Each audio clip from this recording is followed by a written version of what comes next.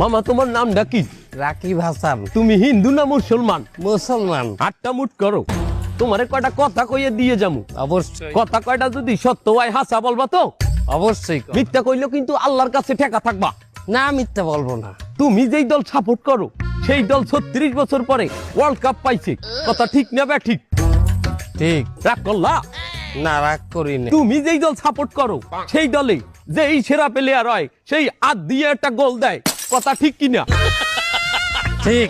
রাগ করলা? না রাগ করিনি। তুমি যেই দল সাপোর্ট করো সেই দলে বর্তমানে একটা প্লেয়ার ছাড়া আর কেউ খেলতে পারে না, কথা ঠিক না বে ঠিক? ঠিক। রাগ করলা? না রাগ করিনি।